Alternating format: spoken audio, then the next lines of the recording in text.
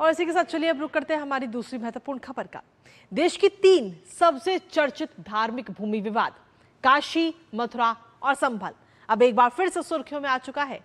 दरअसल इस पूरे मामले में सुप्रीम कोर्ट की ओर से मध्यस्थता और आपसी सहमति के जरिए पूरे मामले पर समाधान का रास्ता सुझाया गया सुप्रीम कोर्ट की तरफ से।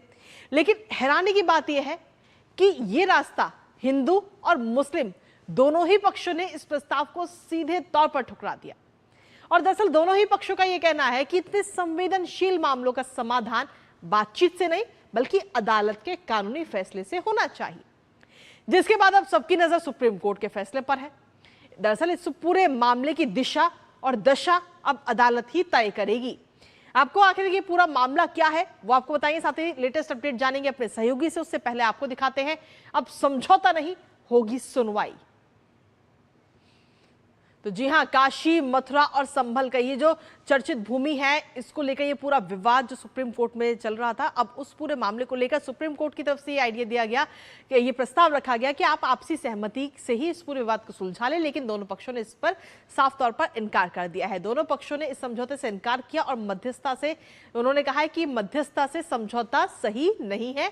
कानूनी आधार पर ही फैसले की मांग दोनों पक्ष यानी कि हिंदू पक्ष और मुस्लिम पक्ष की तरफ से की गई है, जिसके बाद में अब ये देखना होगा कि सुप्रीम कोर्ट की तरफ से क्या कुछ अंतिम फैसला आता है इन तीनों ही जगहों को लेकर के। क्योंकि आखिर कोर्ट के फॉर्मूले की अगर हम बात करें तो कोर्ट ने आखिर क्या कुछ प्रस्ताव दिया था, क्या आइडिया रखा था समझौते के लिए, एक नजर उस पर भी डाल लेते हैं। क्योंकि दोनों पक्षों ने फिलहाल तो सिरे से मना कर दिया है कि ये हम नहीं मानेंगे, कोर्ट कानूनी तौर पर ही कोई फैसला दे।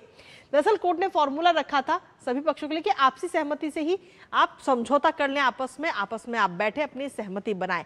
और आपसी सहमति से समझौते का प्रस्ताव रखा गया। समाधान समारोह 2026 के तहत ये लेटर जारी हुआ और 21 से 23 अगस्त तक विशेष लोक अदालत का भी आयोजन करने की बात कही गई।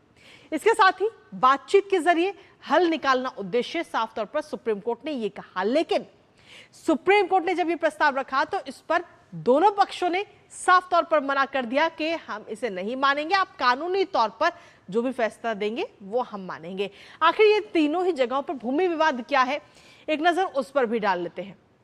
क्योंकि अगर वाराणसी की बात करें, ज्ञानवापी मस्जिद विवाद की अगर हम बात करें तो उसमें आखिर क्या कुछ दावे दोनों पक्षों की तरफ से रखे जाते हैं, एक नजर उस पर भी डालना जरूरी है। क्योंकि ये तीनों ही जगहों पर का सभी लोगों की जो भावनाएं हैं वो भी जुड़ी हुई हैं, आस्था का सवाल है। अब ऐसे में सुप्रीम कोर्ट ने तो ये कह दिया कि आप आपस में बैठिए और आपसी सहमति बनाइए, लेकिन दोनों पक्षों ने इस पर साफ तौर पर इनकार कर दिया। आखिर ये कौन कौन सी तीनों जगह हैं जिनका हम लगातार जिक्र कर रहे हैं, जिसमें काशी भी है और साथ ही संभल इसमें शामिल है, मथुरा इसमें शामिल है।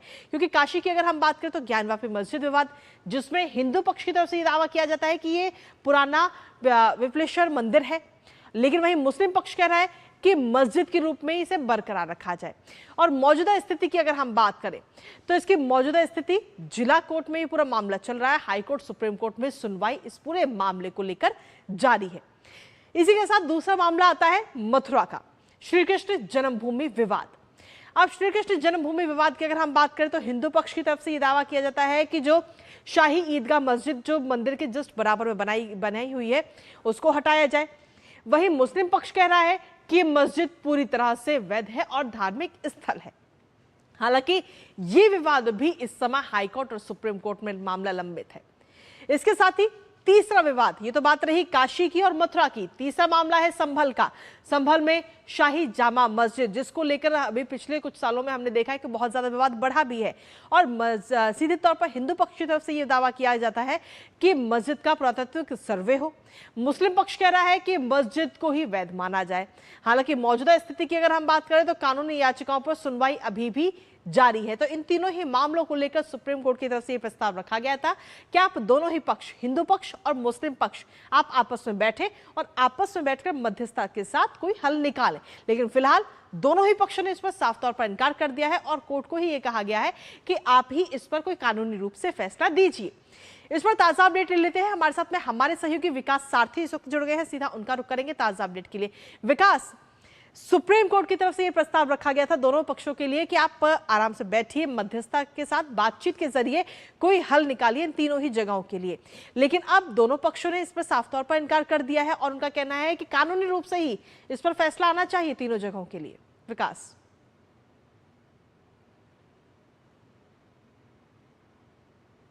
बिल्कुल देखिए, जो जब भी कोई मामला मीडिएशन में भेजा जाता है, खासतौर से जैसे नेशनल लोक अदालत है, इसमें मामले भेजे जाते हैं कि आप मध्यस्थता से अपनी बात को सुलझाने की कोशिश कीजिए। और कृतिका, आप देखें तो ये पहला मौका नहीं है जब सुप्रीम कोर्ट ने किसी संवेदनशील मामले में इस पूरे फॉर्मूले को कोशिश की अपनाने की। अयोध्या मामले में भी सुप्रीम कोर्ट ने बाकायदा एक पैनल गठित कर दिया था अपनी तरफ से, और आप याद करें कि उसमें जस्टिस खलीफुल्ला और स्पिरिचुअल लीडर श्री श्री रविशंकर और मीडिएशन और आर्बिट्रेशन के एक एक्सपर्ट एडवोकेट हैं श्री राम पंचू, इन तीनों की कमेटी बनाई थी। इन्होंने कोशिशें भी की थी दोनों पक्षों से मिलकर, लेकिन नतीजा जीरो रहा।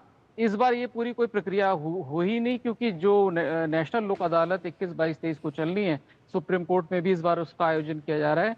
वहां पर कोर्ट की कोशिश ये थी कि आप बैठ करके किन्हीं मुद्दों पर आपसी सहमति बनाने की कोशिश करें कि किन किन जगहों पर कौन दूसरे पक्ष को ज्यादा एडवांटेज दे सकता है। लेकिन सिरे से दोनों पक्षों ने इस पूरे प्रस्ताव को खारिज कर दिया और कोर्ट को इसके बारे में सूचित कर दिया है। प्रक्रिया ये होती है कि अगर एक भी पार्टी, इसमें तो खैर दोनों ही पार्टी इस पूरे फॉर्मूले के खिलाफ चली गई, अगर एक भी पार्टी इससे संतुष्ट नहीं होती तो ये प्रक्रिया फेल हो जाती। लेकिन यहाँ पर हमने देखा कि हिंदू पक्ष और मुस्लिम पक्ष दोनों ये कह रहे हैं कि सुप्रीम कोर्ट खुद पूरा मामले की सुनवाई करके जो मामला अलग अलग स्तर पर मामले लंबित हैं उनका निपटारा करे। जैसे सिर्फ सुप्रीम कोर्ट में ही नहीं, इस तरह के कुछ हाई कोर्ट में भी इन तीनों जगहों से जुड़े कुछ मामले चल रहे हैं, लोअर कोर्ट में भी चल रहे हैं, तो और सुप्रीम कोर्ट में भी है। इन तीनों ही जी। फोरम पर ये दोनों पक्ष ये चाहते हैं कि कोर्ट ही सुनवाई करके कोई अपनी फाइंडिंग दे, और मध्यस्थता के लिए दोनों ही पक्ष तैयार नहीं हैं। इसके साथ ही विकास, हम क्योंकि इससे पहले देख भी चुके हैं राम मंदिर को लेकर जो बड़ा फैसला दिया गया, ऐतिहासिक फैसला सामने आया, उसके बाद में अब आज अगर हम देखें तो राम मंदिर बनकर तैयार हो चुके हैं, वहीं दूसरी तरफ मस्जिद का भी निर्माण हो रहा है। तो ऐसे में सीधे तौर पर दोनों पक्ष यही चाहते हैं कि उनकी भावनाओं ना आहत हो और कोर्ट की तरफ से ही फैसला आए। अगर मध्यस्थता से ही फैसला होना था तो शायद अब तक हो चुका होता। विकास,